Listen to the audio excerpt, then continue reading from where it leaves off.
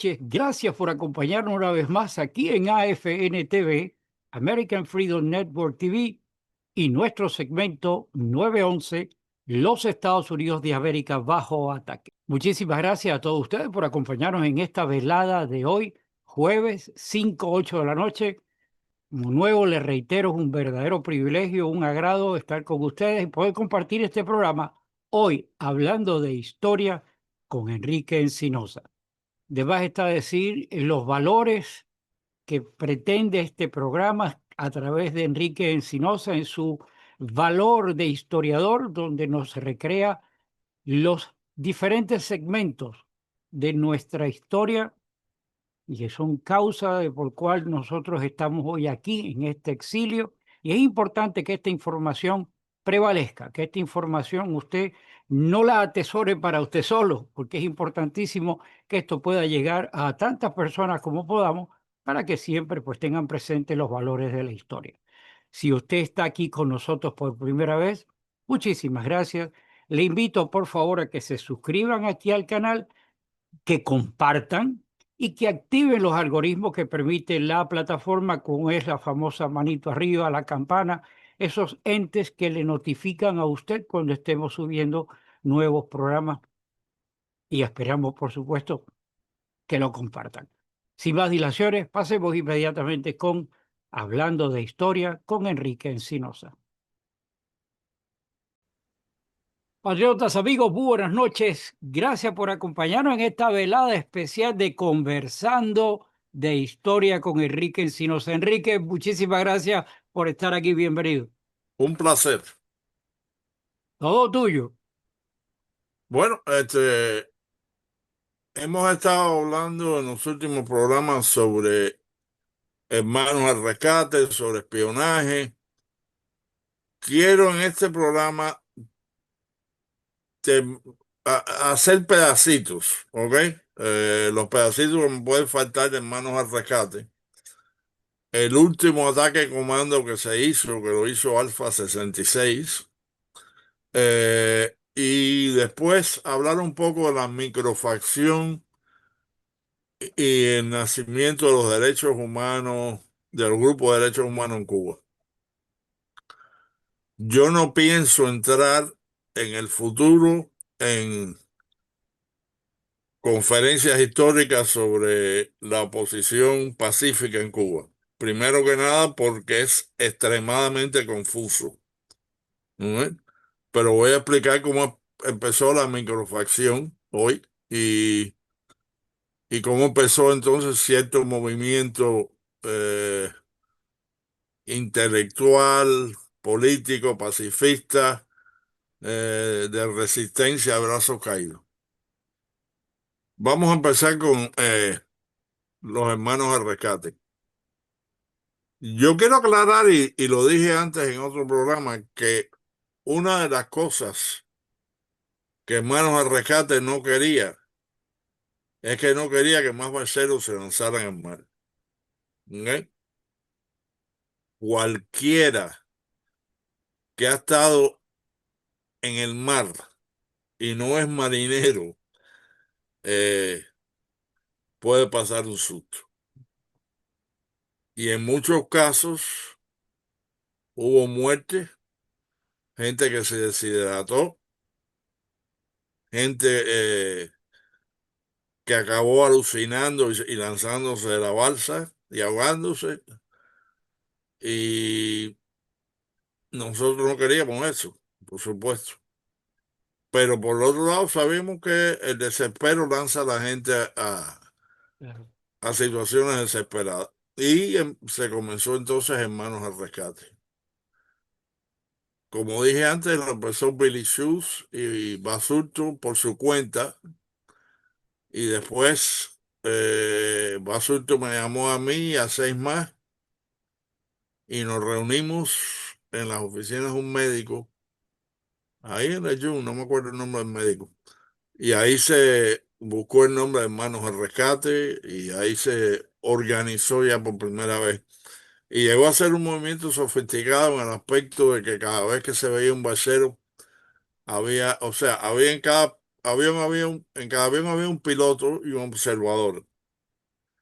El observador lo que tenía era que estar mirando hacia abajo, buscando balsas. Eh, y a veces eran balsas vacías. ¿Mm? Más muchas veces fueron balsas vacías. Pero también los guardacostas, cuando recogían a gente, no necesariamente hundían la balsa. Así que nunca se sabrá, yo creo, a ciencia cierta cuántos cubanos murieron en ese corredor de la muerte. ¿Mm?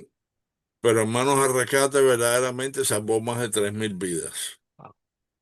Y cuando la gente te habla, y yo he escuchado imbéciles hablar de decir, no, pero el exilio no ha hecho nada. El exilio no ha hecho nada. El exilio dio más de 300 mártires a la causa de Cuba. Gente que estaba aquí, ¿no es? Que podía haberse quedado aquí, que podía haberse estructurado dentro del American Dream y decidieron que era más importante ir a luchar por Cuba que estar aquí. Yo, 300, como yo te dije, yo antes vivía fuera del estado, estaba en Texas, pero cuando me incorporé hice un gran dúo con Julio Martínez, que tú, imagínate, eres amigo personal, y en una oportunidad fuimos a un evento de memoranza sobre Hermanos al Rescate con Basulto. Y estoy poniendo la foto ahí de ese momento, y de verdad que eso que tú acabas de decir, y por eso hago el comentario de que mucha gente cree que aquí no se ha hecho nada. Cuando yo no conocía a Basulto personalmente, ese día fue que lo conocí, y de verdad que el tipo transmite, tú sabes, ese ímpetu, y está bien mayor, estaba en su silla de ruedas, o sea, el impacto de lo que yo escuché y de lo que las palabras que tú estás diciendo tienen una verdad absoluta. Aquí se ha mira, hecho mucho. Basulto tuvo una integridad, y lo he dicho antes, enorme. Empezó como un niño bitongo, lo que Cuba llamaba un niño bitongo, estudiando en Harvard con un carro deportivo MG. ¿Ok? Era un playboy.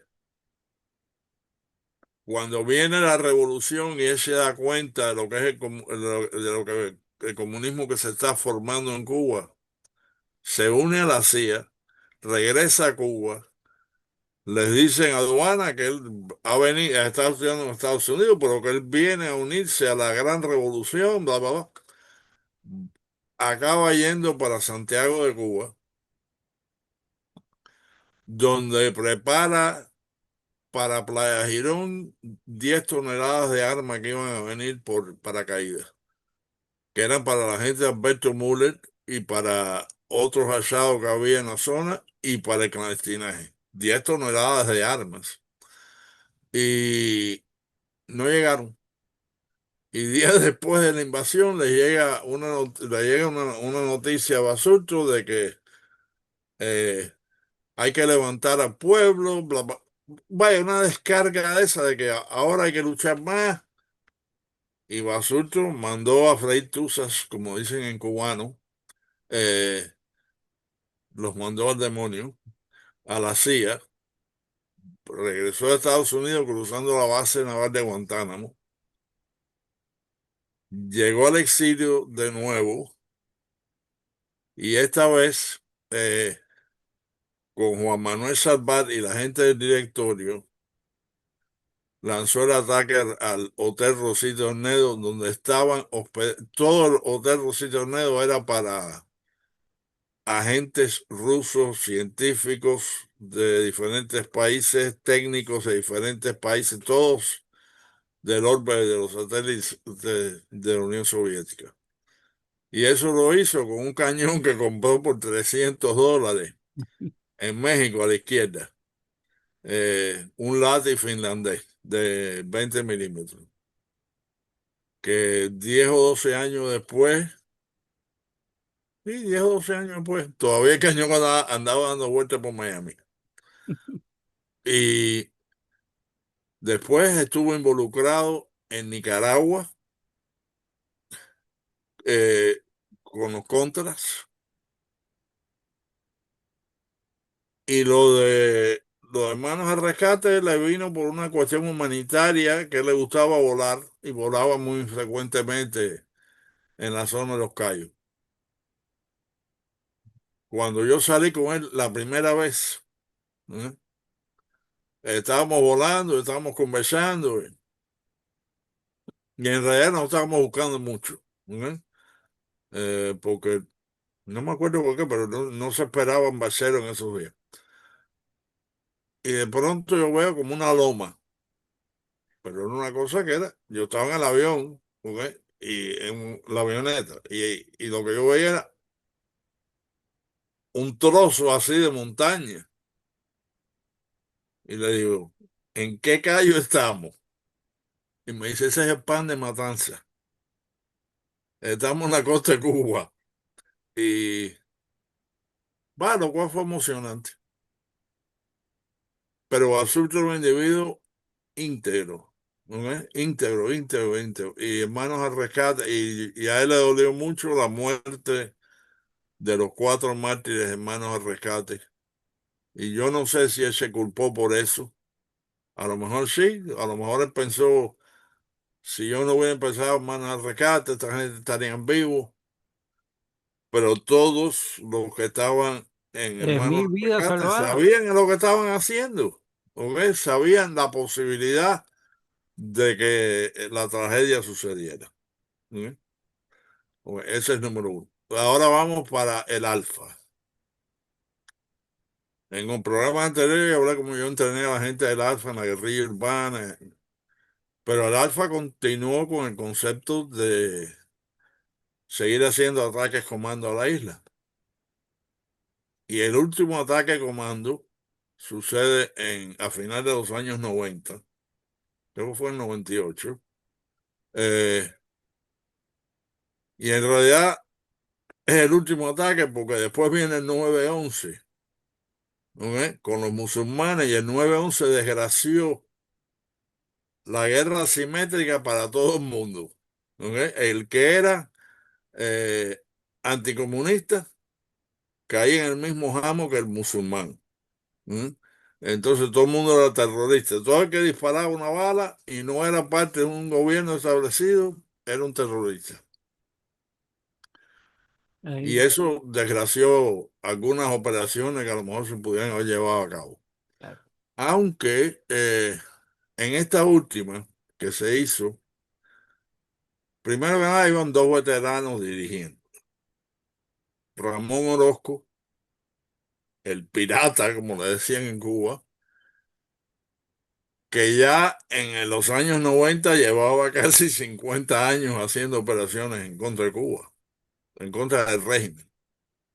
Y el hombre había estado en todas, gran navegante, y un individuo paranoico, con razón, ¿no es? Él era de lo que se sentaba a comer contigo en un restaurante y él trataba de sentarse con la espalda a la pared. Mm. Y un par de nosotros, para jugar con él, nos sentábamos primero. Y entonces tenía que sentarse con la espalda a la puerta. Y entonces tú lo veías que Ya tú sabes. ponía la nalga en la punta de la silla, para si tenía que moverse para un lado o para otro rápido. Y eso era instinto, no era aquel, o sea, era puro instinto, era como le dirían en deporte, memoria muscular. Y Orozco ya en aquella época no vivía en Estados Unidos porque había tenido tantos problemas con esto de eh, había cumplido prisión aquí por la cuestión de Cuba. En una operación lo agarraron regresando de Cuba con armas y una lancha toda llena de huecos de tiro.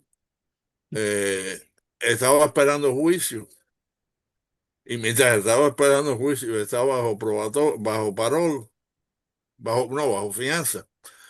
Lo agarraron otra vez en otra lancha Imagínate. con más armas. A él y a Iván Rojas. Iván Rojas era probablemente el que más veces estuvo detenido en lanchas por operaciones de ese tipo. Pero Orozco era un individuo brillante, vivía en República Dominicana en aquel momento, no podía venir aquí, pero cuando se tenía una misión planeada, se le mandaba un mensaje y entonces él viajaba a Nassau o a las Bahamas. Y alguien de aquí de Miami, del grupo nuestro, iba y lo recogía. Eh, Incluso yo le preparé una cartera que un compañero nuestro se había muerto años antes, eh, Jorge Chávez. No, o quizás no había sido tanto tiempo antes. Pero yo tenía cosas de identificación de Chape como tarjeta de votante, eh, tarjeta de la biblioteca, todo ese tipo de cosas. Y le preparé una cartera para que cuando lo recogieran en Bimini, si alguien los paraba, él era Jorge Chape. Y por lo general no te van a registrar mucho en ese caso. De todas maneras, y Rubén López, que era el otro jefe con Ramón. Rubén había sido teniente del ejército rebelde cuando era adolescente. Había sido preso político por un breve tiempo. eh, Se había exilado por Panamá tirándose en un barco. Y después participó en todas las operaciones del Frente, el FNC, etcétera. Un individuo que sabía navegación y probado el valor en combate. Y esos dos veteranos llevaban un grupito de muchachos más jóvenes, de gente del alfa de una nueva generación, en los cuales, mira, Quique Acosta era uno, Jesús Alberto Hoyo otro, y, y verdaderamente eran muchachos jóvenes en comparación conmigo, en comparación con Rubén, pero dispuestos a enfrentarse al mayor peligro. Fíjate el nivel de instinto que tenía Ramón Orozco para el combate, porque el hombre de verdad que era, ¿quién fue? Uno de la gente de Watergate que lo conoció en la CIA, Gordon Liddy, dijo que Orozco era Rambo, de verdad, no el de las películas. Dice, he was Rambo. Y, y entonces en el grupo este nuevo se fue y se tiroteó la posta de Cayo Coco, eh, que es un resort, que ahora se cerró en estos días debido al nuevo bloqueo que existe en Cuba. Pero a mí me cuenta uno de los participantes que cuando el Zodiac de goma salió del barco madre y se iba acercando para tirotear la posta, dice que Orozco de pronto, sin decir nada, se viró y apagó el motor. Y la gente se quedó mirando como diciendo, ¿qué pasó aquí? Y Orozco le hizo señas, nada, espérate. Se nos pasan 30 segundos y se pasó un helicóptero por arriba de nosotros. Y el instinto que tenía Orozco. Porque tú no, cuando tú estás en un Zodiac de eso, Claro. moviéndose en el mar, tú no estás escuchando algo que está a una milla de distancia de un helicóptero. O sea, es un instinto natural que tenía Orozco. Ya Orozco falleció, pero era tremendo tipo. Y llegaron y tirotearon el lugar. Y ese fue en realidad la última operación, porque había otras operaciones en mente, pero no se pudieron llevar a cabo por cuestiones primero económicas y después la cuestión de que ya eh, el cuño de terrorista se aplica a cualquiera. Claro. ¿Eh? Y hay terroristas y hay quienes no son terroristas y son patriotas, pero la definición a veces es difícil Igual para todo el mundo. ¿Eh? es difícil de definir. Claro. Quiero hablar sobre la microfacción. La microfacción es el núcleo de donde sale la disidencia y la oposición en Cuba. ¿No? La microfacción ocurre por una bronca entre el Partido Socialista Popular y las fuerzas más jóvenes del castrismo, ¿m? En la cual viene el juicio a Marco Rodríguez, que fue un juicio famoso, en la cual a Marco Rodríguez se le acusa de haber sido el hombre que acusó a la gente a los mártires de Humboldt 7 en la lucha contra Batista. Y Marco se encara al paredón en esa. Ahora, en la microfacción, que era verdaderamente ese clash, ese choque entre los comunistas viejos y los comunistas nuevos, los castristas de la nueva ola,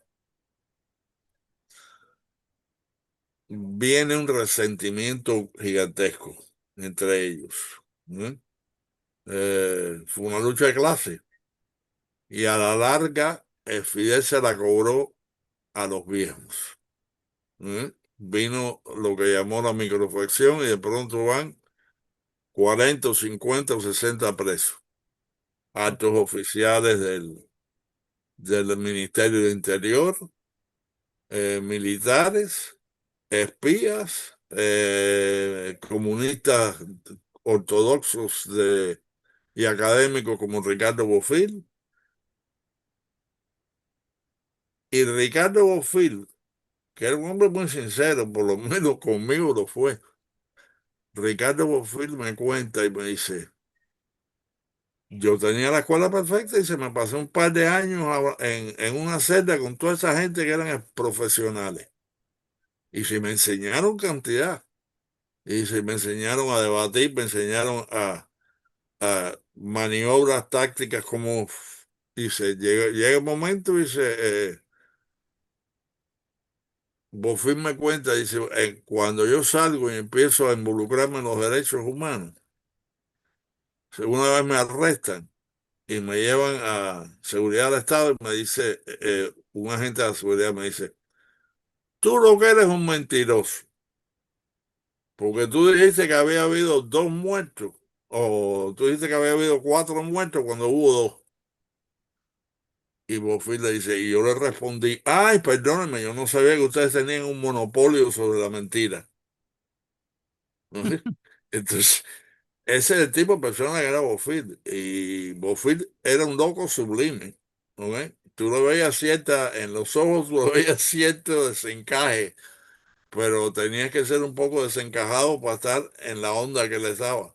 Ah, Y de ahí después empiezan los diferentes grupos de derechos humanos y lo que es el samizdat cubano, que es la gente que empieza a escribir, no a publicar necesariamente, libros y novelas sobre el proceso. Ahí está Reinaldo Arenas, ¿no? Que dentro de su locura sexual, el hombre verdaderamente escribió brillantes libros.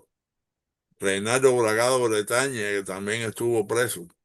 Y cuando tú le preguntabas a Bragado cómo te fue, él decía, no, no, a mí la pensión me fue muy bien. Oye, yo vivía en un castillo. Sí, vivía en un castillo, en el Príncipe. ¿No ves?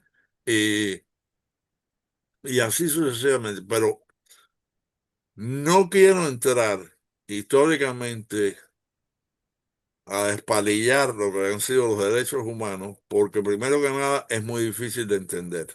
¿No ves? oh, absoluto. Yo puedo buscar información sobre una guerrilla. Yo conozco gente que estuvo en el clandestinaje. Yo conozco gente que estuvo en mil otras cosas que me pueden dar información y yo chequeo esa información contra otra información similar y llego a conclusiones. Pero en el caso de la cuestión de los grupos opositores en Cuba, y he conocido a muchos de ellos, los conocí de los grupos que traía Santiago Álvarez, los Oh, conocí cuando yo trabajé en Radio Martí, los entrevisté también en Radio Mambí. Y yo te voy a decir una cosa, yo respeto a algunos enormemente y otros no lo cambio por un cubo de excremento. ¿Eh? Porque en el proceso de toda esa vorágine que han sido los grupos de derechos humanos en Cuba, tú tienes grupos que no necesariamente quieren libertad. Lo que quieren es un cambio que los beneficie a ellos. Tú tienes grupos que verdaderamente son gente que están achicharradas políticamente y económicamente y lo que están buscando es una manera de que los expulsen del país. ¿Eh? No porque necesariamente ellos sean grandes patriotas. Eh, Otros que en Cuba nunca se quejaban cuando recibían dinero de los grupos del exilio Claro. y aquí llegan y entonces, no, aquí no hay suficiente dinero y esta gente que tiene dinero debe ser corrupta porque se gastan dinero en viajes a París, en viajes internacionales y hay mucho descarado. ¿Ok? Y, y no quiero entrar y cometer errores. Hay gente que yo respeto mucho, como Félix Navarro eh, y otros más, pero hay otros que no respeto en lo absoluto. Y hay otros que respeto. Mira, a Rosa María Payá yo la respeto porque ella ha agarrado lo que fue la causa de su padre y ha tratado de continuar en ese proceso. Creo que ha cometido errores y creo que quizás no ha sido bien aconsejada en ocasiones, pero yo creo que ella está de buena fe. Y por eso no que voy a entrar. Entonces lo que voy a hacer es, en los próximos programas, vamos a cambiar un poco de lo que ha sido el proceso de lucha contra el castrismo y vamos a hablar de otras figuras interesantes en la historia. ¿Dónde puedes seguirte a ti en todas las plataformas que tú me imagino para que las Ah, personas no solamente dependan de YouTube, sino de todas las demás plataformas? sí, sí, ¿verdad? Importante. Gracias por recordármelo. Estamos en Rombo, ¿eh? Tanto Candela como los programas históricos. Estamos en Rombo, en Telegram, en X, en True Social, en Signal, en YouTube y en Facebook.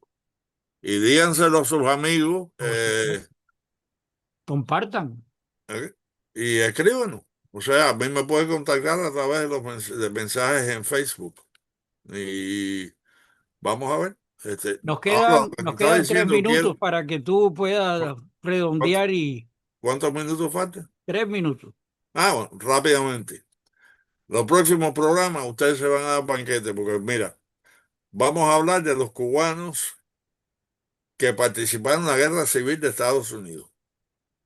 Los hermanos Calvada, González, eh, Janeta Loreta Velázquez. ¿Tú nunca has oído ese nombre? No, Oh, una criolla cubana que se casó con un americano, vino la guerra civil en Estados Unidos, ella se disfrazó de hombre, imagínate. fue teniente de caballería del ejército confederado. Cuando el marido murió y a ella la descubrieron como mujer, no como hombre, eh, la botaron del ejército y se convirtió en espía. Y después escribió un libro que fue un bestseller. Tremendo personaje. No, Así, no, voy a y buscar así información. sucesivamente hay, óyeme, hay una cantera de gente. Mira, vuelvo a insistir la importancia de estos programas. Eso yo no lo conocía y yo me imagino que debe haber montones, montón pila de gente que no saben de eso. Por eso es importante todo esto. ¿Ya? Y además, cuando haga el programa, voy a decirles dónde pueden encontrar en el internet el libro entero de Janeta Loreta Importante. y leerlo de gratis. Así que uno de los beneficios adicionales de este programa. Bueno, pues nos que estamos en el borde. Gracias a ti, Enrique. Es una oportunidad increíble. Realzo otra vez, compartan el programa. Esta información de ese personaje histórico yo no lo conocía y me imagino que mucha gente tampoco. La importancia de este programa per se está ahí. Usted tiene la palabra, simplemente compártalo y llévelo en el corazón porque es parte de nuestra historia. No queda para más. Era, Que Dios ¿eh? reparta suerte. Nos vemos en la siguiente oportunidad. Que Dios bendiga a los Estados Unidos de América. Bye.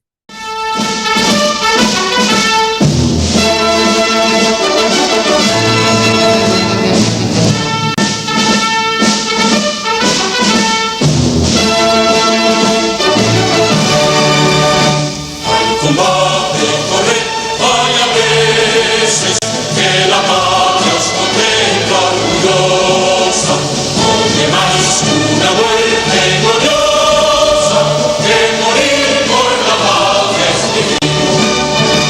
En cadenas vivir es vivir, en afrenta y oprobio sufrir, el clarín que escucha el sonido.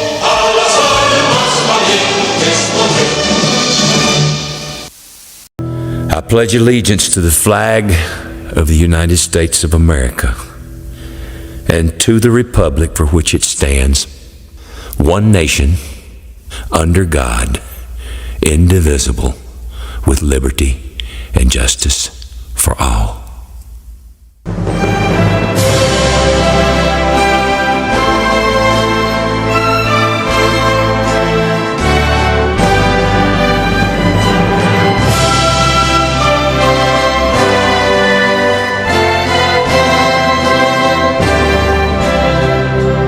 Oh, say, can you see by the dawn's early light what so proudly we hailed at the twilight's last gleaming, whose broad stripes and bright stars through the perilous fight over the ramparts we watched were so gallantly streamed